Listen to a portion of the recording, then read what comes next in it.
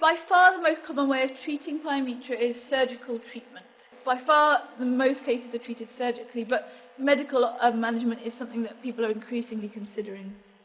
I suppose the main decision point between surgical and medical is actually the intentions of the owner and the breeding likelihood of the bitch in future.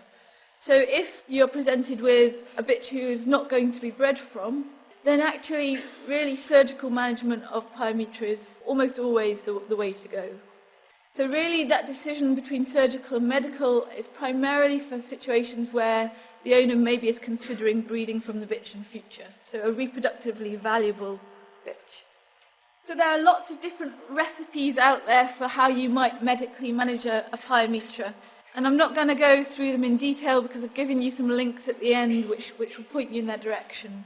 But very often when you have lots of recipes, it means that it's quite an early idea and lots of people are trying different ways to do it. Typically what you'll find is that a prostaglandin is involved, and sometimes with other agents, things like agilpristone or cabergoline. Obviously, because it's an infection, you'll also go for a long course of antibiotics.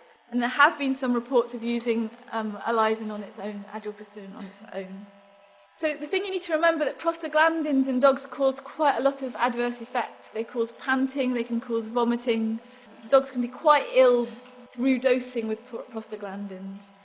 So it's certainly not a straightforward option to go for medical management. So I would encourage you to think carefully about what factors you might take into account when making a decision between medical and surgical management. And really medical management should only be considered if it's a young bitch who's to be used for breeding. There's a little bit of discussion as to whether you should be using it for only open pyometras or open or closed pyometras. There is certainly an increased risk of uterine rupture if you were to medically manage a closed pyometra compared to an open one. But there have been reports in using medical management for closed pyometras that has been successful. I think the most important thing is this isn't something to be doing where you're in a life-threatening situation. So if there's evidence of significant renal compromise, if there's evidence of systemic inflammatory response syndrome, then those would be the ones where you want to stabilize them and do surgery. But if they're in reasonably good condition presenting, then you could consider medical management.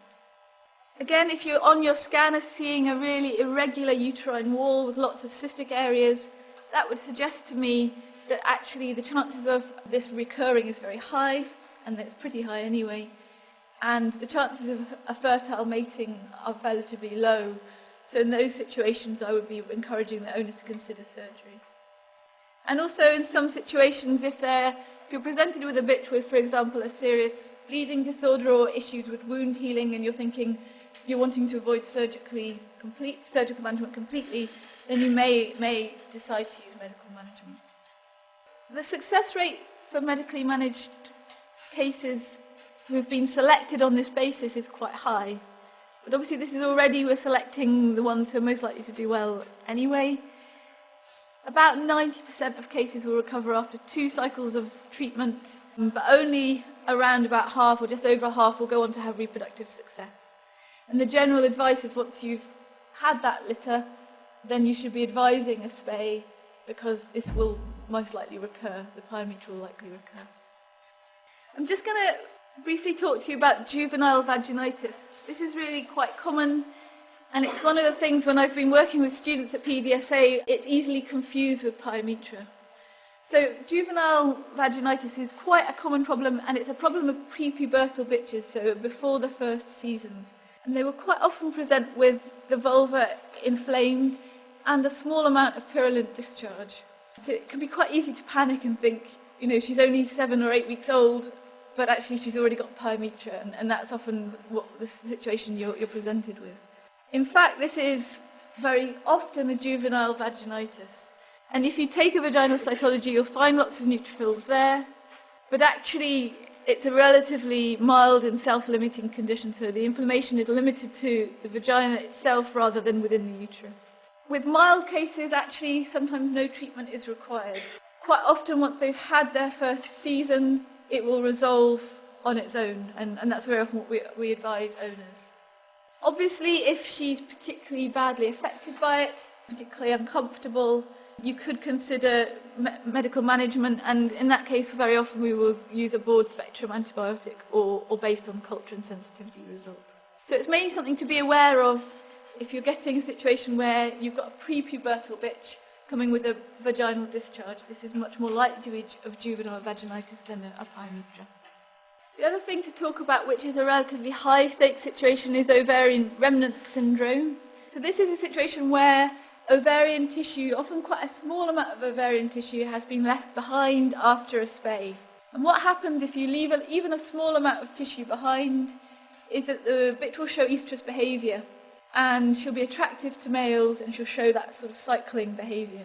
So you get a situation where the client comes in, you said you spayed her, has it actually happened? Why is she still showing this behaviour? So you can see how that could turn into quite a high-stakes situation.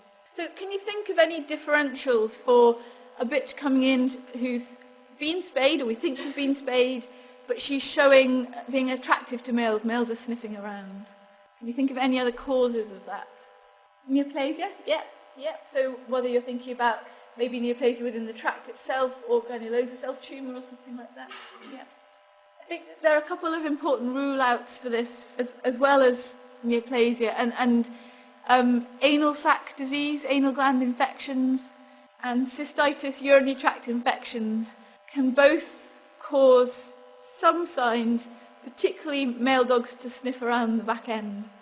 And the reason I mention this is because with ovarian remnant syndrome, the next step is very often to do a surgical exploration, and you really don't want to do that and then discover all along that she had an anal sac infection or a urinary tract infection. So please make sure you check anal glands and you check a urine sample before then assuming that there has necessarily been a remnant of tissue left there. So there are some options for diagnosis. If you're in the US, you might well have come across, there's a spay check blood test, an anti-Müllerian hormone blood test that Cornell offer, which is great if you're working in the US because you can send a blood sample away and they can check to see whether there's evidence of anti-Müllerian hormone there, and that will give you an idea as to whether she's been spayed or not. In the UK, it's very limited availability, this test. So typically you might try and do a vaginal cytology. So while she's showing the estrous behaviour, if you do a vaginal cytology, you would expect to see signs of estrogen dominance, so cornified cells, and that would suggest to you there's estrogen within the system. You can also do a blood test to see whether there's high levels of progesterone. Again, that indicates that there is a cycle going on. And the treatment is to go back in and find your piece of tissue. It's actually very, very difficult to find any abnormal tissue if you're looking during the anestrus period when you would normally do this procedure. So you're going to go in during estrus or diestrus when the tissue is active, and you're much more likely then to be able to find the bit of tissue. Okay, so we'll move on to talking about normal parturition. And I think the key thing here is that if you're comfortable and familiar with the normal parturition, you can advise owners accordingly. And just really a reminder that whelping is generally initiated by, I suppose, fetal stress, or certainly coming to the end of gestation, cortisol, which then leads to prostaglandin and oxytocin release, producing uterine contractions. So although I'm going to focus very much on parturition in the bitch, what I'm saying generally applies to the queen as well. So we know that whelping is imminent in the bitch when progesterone levels drop down to below 2 nanograms per mil. So that indicates to us that our corpus luteum is coming to the end of its life and we've got progesterone levels dropping. And this ties in with, in most bitches, over about 70% of bitches, a decrease in body temperature of about 1 to 2 degrees centigrade.